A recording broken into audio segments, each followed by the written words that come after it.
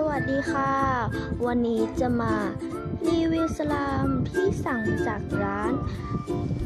แพรพลอยช็อปนั่นเองนะคะสั่งสลามมา2 กระปุกนั่นเองไปดูกันเลยค่ะ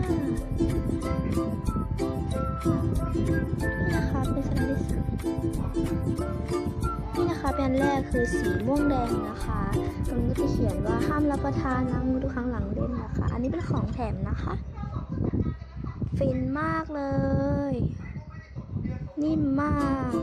เรามาแผ่กันเลยค่ะโอเคค่ะเรามาเก็บใส่กระปุกแล้วไปดูสีต่อไปกันเลยนะคะไปดูกันเลยค่ะสีต่อไปนะคะเป็นสีเขียวใสนั่นเองจะเขียนว่าห้ามรับประทานล้างมือทุกครั้งหลังเล่นนะคะก็เหมือนกล่องที่แล้วเลยแต่อันนี้เป็นอันที่สั่งนะคะราคา50 บาทเท่านั้นมันถูกมากเลยนะคะก็จิ้มฟินมากยืดด้วยนะคะก็สามารถสั่งได้นะคะชาแนลก็มีนะคะชื่อชาแนลว่าแพรพลอยสลามช็อปนั่นเองก็อย่าลืมไปติดตามชาแนลนั้นด้วยนะคะหรือสั่งของนะคะIGเดี๋ยวเราบอกอีกครั้งแล้วกันนะคะเรามาลองจิ้มกันดูค่ะมาฟังเสียงกันเลย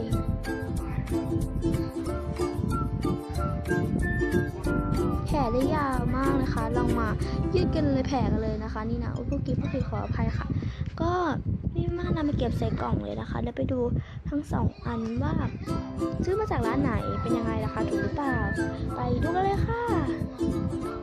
โอเคนะคะนี่ก็เป็นสลามที่เราซื้อมาก็จะมี2 สีนะคะซื้อมาจากร้านแพรพลอยช็อปนั่นเองนะคะนี่นะคะขออนุญาตปิดนะคะนี่นะสามารถโทรก็ได้นะคะถ้าจะเอาเบอร์หรือไลน์ไปหาเฟซไปหาได้นะคะบ๊ายบาย